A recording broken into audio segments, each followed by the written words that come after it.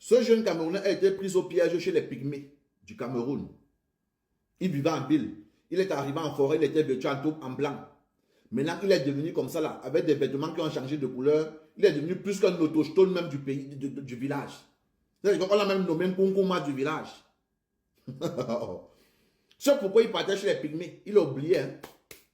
Il s'est marié là-bas directement. Il a enceinté une femme Pygmée. Il a fait un enfant parce qu'elle est enceinte du deuxième. Et il juge sur la toile comment il aime cette fille-là mal et mauvais petit. Nous tous savons ce que tu as mangé, petit frère. Toi-même, tu ne sais pas ce que tu as mangé. Tu dis savoir ce que tu fais, mais mon petit, un fou ne sait jamais qu'il est fou. Un fou qui sait qu'il est fou, ou qui sait qu'il était fou, c'est un fou qui guérit. Oui, petit, tu ne peux pas savoir que tu as envoûté. C'est nous qui voyons, qui avons les yeux extérieurs, qui savons ce qui se passe. Ce n'est pas tous les viandes de la forêt qu'on mange. Il y a les viandes que quand le chasseur arrête, il demande pardon au gibier. Il libère le gibier. Il y a les poissons que quand le pêcheur arrête dans l'eau, il demande pardon au poisson. Il remet ça dans l'eau, petit frère. Tu allais mettre ta baramine, ton zoblazo, là il ne fallait pas mettre, petit. Et on t'a pris. On t'a mis dans le cadenas. Et c'est fini. Tu vas travailler pour eux. Jusqu'au jour où ils vont te fatiguer. Peut-être à 65 ans, 70 ans, qui vont te dire bon, comme tu es trop fatigué, allez, retourne chez tes parents. Donc c'est le moment où jamais, pour ta mère, si elle est encore vivante, de te récupérer. Sinon, tu peux rester dans ça très longtemps. Les pygmées sont hautement spirituels. C'est la spiritualité pure qui fabrique. Ils vivent avec les esprits de la forêt, petit frère. C'est-à-dire que tu peux tourner dans la forêt. C'est-à-dire qu'ils peuvent décider que tu ne sors même plus jamais de la forêt. C'est-à-dire que ils font que tu te perds même dans la forêt. Tu tournes sur pas comme ça. Tu cherches le chemin, même pour sortir de la forêt, tu ne vois plus. Ça existe. Ça existe.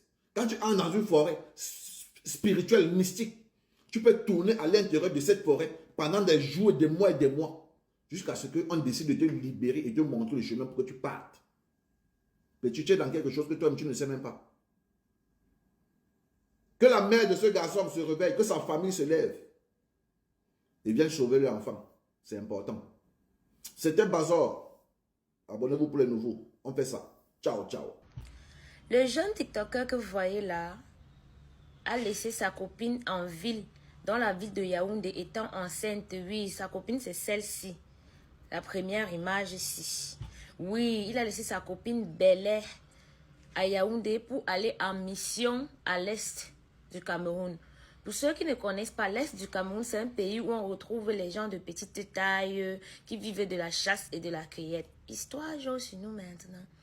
Les pygmées, entre guillemets. Le gars est donc arrivé là-bas. Il est tombé amoureux d'une pygmée. Oui.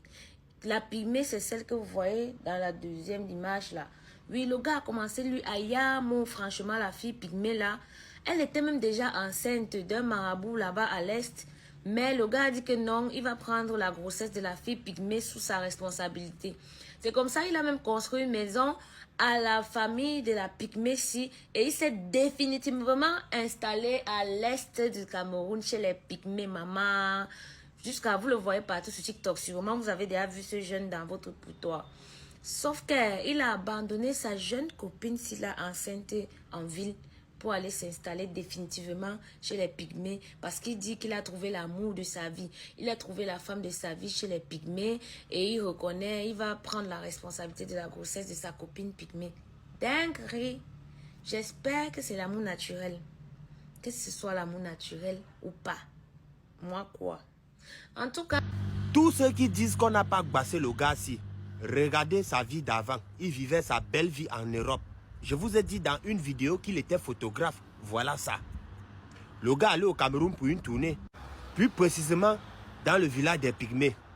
Arrivé là-bas, il a rencontré la femme que vous voyez ici. On a bassé le gars. C'est-à-dire la famille de la fille a bassé le gars.